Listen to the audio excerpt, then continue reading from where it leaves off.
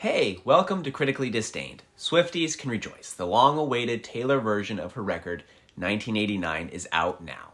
And here we're going to talk about the deluxe version, which has a cool remix of Bad Blood featuring Kendrick Lamar. And we'll definitely take a minute to touch on that as well. If you watched my last review of Taylor's version of Speak Now, you'll know that I'm not a Taylor Swift fan. It's not my kind of music. However, I do try to be subjective and was pleasantly surprised by the Taylor version. I'll make sure to link to that review in this video's description. Now, as far as Taylor's version of 1989, the changes were more subtle, but I think they were important changes, so let's get into it. But first, don't forget to like and subscribe. Welcome to New York. Now, this song is a typical pop song, and I didn't realize that I actually knew this song. But as the song started playing, immediately I was like, hey, this is the song from The Secret Life of Pets. Now, to be honest, it doesn't really sound too different from the original version, but it does have a catchy tune, and from what I've read, it's actually about Taylor's thoughts on moving to New York. Now, blank space. If you don't know this song, it's quite possible that you've actually seen the memes about the original version. When Taylor says, long list of ex-lovers, many people heard her say, Starbucks lovers. Personally, I think Taylor's version does a much better job clarifying those words, but if you're not paying close attention, you might still hear Starbucks lovers. Regardless, this song is about meeting somebody and possibly having your next relationship mistake. She's got a blank space on her list of ex-lovers and is willing to pencil him in. So this takes us to the song style. Now, compared to the original, it has a crisper sound. The bass sounds deeper, and the lyrical content, I feel, is very subjective. Now, Swift explained that the song is about those relationships that even once they're over, they're not ever really done. And even though this is something that I think some people will be able to relate to, I think it's really a sentiment that won't speak to most people. But if you're feeling it and you're up for it, let me know down in the comments what this song means to you and how you relate.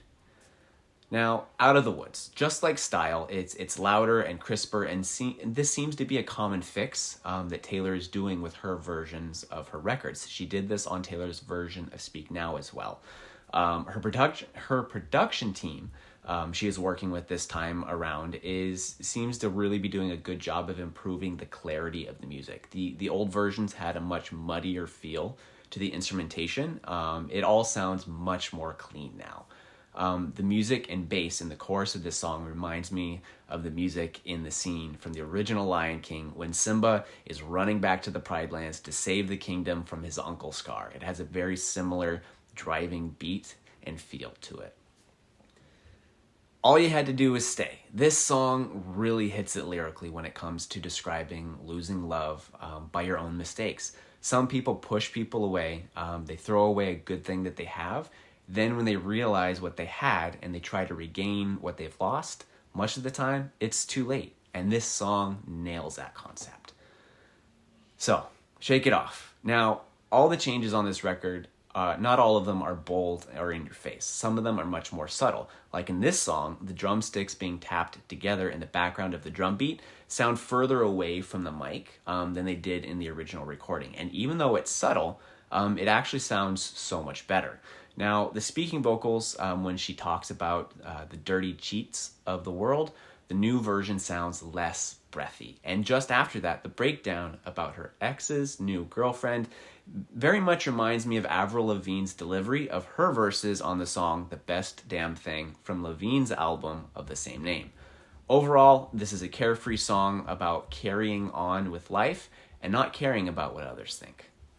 I Wish You Would. I think of all the songs to this point on the record, I Wish You Would has the most definitive difference between the Taylor's version and the original, keeping to the same formula as well of crisper sound and lessening that muddy sound from the original, and also keeping to the theme of lost love, like we found in All You Had to Do Was Stay. Now the shoe is on the other foot, and in this song, she's wishing that she didn't make the mistake of giving up on a relationship, but now it's too late. Lost love, poor choices of letting someone go. This is a feeling, whether you are in the giving or the receiving end, hurts like hell. And I think this song is a good balance to the song All You Had to Do Was Stay, because now she's expressing the pain of ending things and then wishing it was different, mirroring what the other person was feeling in the All You Had to Do Was Stay song. Bad Blood. Taylor's version vocals feel more emotional than the original. Could this be due to improved performing from experience, or having experienced more backstabbing since originally performing the song? I think it's probably a combination of both, but either way, it's a definitive improvement to the song. Wildest Dreams. I think this track has one of the best improvements to the instrumental track, at least for me. The fix is an important detail. At the very beginning of the song, if you listen to the beat, there's a small sound that sounds like a microphone static on the left side, if you're listening through headphones. And on the Taylor version, this sound has been removed. And I love that they did that, because once you're aware of it, it can't be unheard, and it sounds so much better without it. How You Get the Girl. The opening guitar strum is wildly different from the original. It is more muffled in sound, and they build to try to bring about a crescendo. But unfortunately, the jump is too drastic and feels punchier than the original. This is the only song on Taylor's version that I'd say the original did a better job from an instrumental perspective. However, that being said, the message of this song, communication, it's key to any kind of relationship. And we see the person in the song at the beginning laying their heart on the line after disappearing without a word. You've got to speak your heart. Taylor nailed it with this. My wife taught me that it's important to share your thoughts and your feelings. Your partner needs it. Taylor is right. This is how it works. This Love. This song seems to be an honest expression of emotions. Love comes and goes, and it isn't easy. And in the words of Huey Lewis, the power of love is a curious thing. And Taylor shares her thoughts on the matter and does it quite well. I Know Places. Taylor tackles having a relationship in the view of others. A celebrity is obviously going to be watched and scrutinized, and people will judge the relationship. With that kind of scrutiny, it's important to be able to have a place you can go that you can be in private with your significant other. And for those of us that aren't celebrities, we don't completely get away from this feeling. Sometimes family and friends do the same that fans of celebrities do, and a couple needs their own getaway location, even if it's just behind the closed door of their home. Now, the song Clean. Taylor's version has an extra little punch to the beat. I can't really place what it is, but when you listen to the song, you can hear it and you can definitely feel it. Now, even though I personally think the trope of comparing love to drugs is overdone at this point, it's not a poorly written song. It's clear what she's feeling, and like Taylor points out, just because you've moved past doesn't mean you won't miss what you had. Now, Wonderland. New love is exciting and wild, and sometimes we get swept away with it, but sometimes it turns out to be a fairy tale, kind of like Wonderland. That's the bottom line of this song. But then we swing right into You're in Love. For Taylor's verses on this track, she does a start-stop approach with the words, almost like she's talking back and forth to herself. Although not a deal breaker, this style, I feel, does detract from the message. It's the small things that can make or break us. And amidst the crazy turning world, it's the small things that let us know that the other person loves us. And that's very well demonstrated in the lyrics of this song. Now, on to the final song of the original group of songs on the record, New Romantics. After mulling over the pain and joys of life throughout the record, what is the conclusion of this record? Screw everyone else. I may be heartbroken and life is hard, but people can't get me down. I'm too busy having a good time. I'll own my pain. And honestly, that's not a bad message, and it's a fun little song, and they present that message very well. Now, let's move on to the vault songs. Included with the Taylor's version record releases, she's also dug into her unreleased songs and released previously unreleased tracks, which is a very nice added bonus for fans.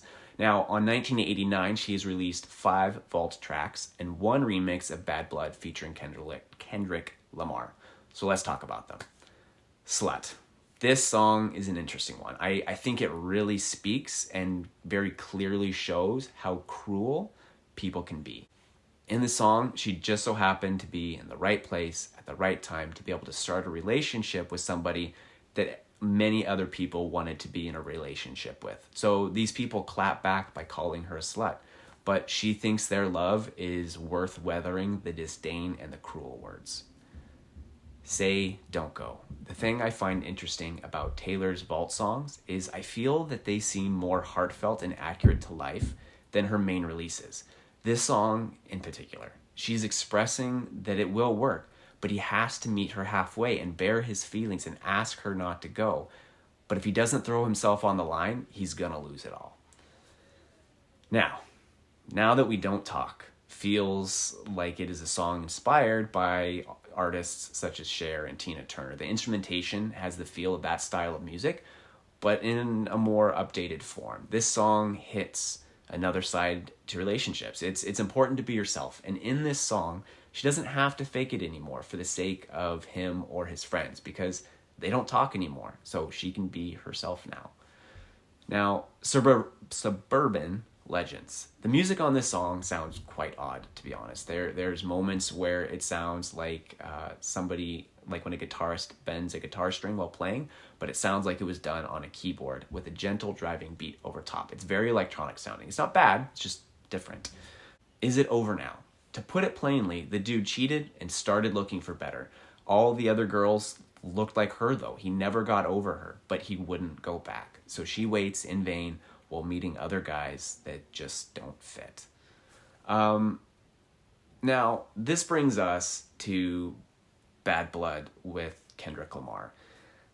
This was an excellent switch up to the song. Instead of a typical pop remix where you get some minor changes or just one verse from another artist, they completely reworked this one to be a Kendrick song with Taylor's chorus as the part of the hook. It was a very creative remix concept, and I enjoyed it very much.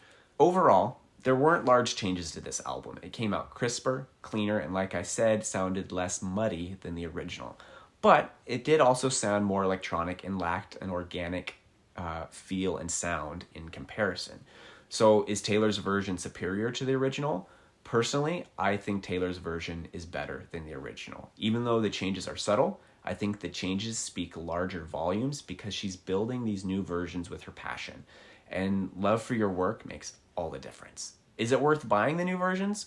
It really depends on your view. All fans, I think, definitely should because Taylor is fighting back at the labels and gaining a freedom over her music that I think a lot of artists would like to be able to have and are probably going to follow suit. So if you want to support her and the cause, definitely worth buying. If you like this review, don't forget to like, subscribe, and comment. Thank you for joining us, and we'll see you here next time on Critically Disdained.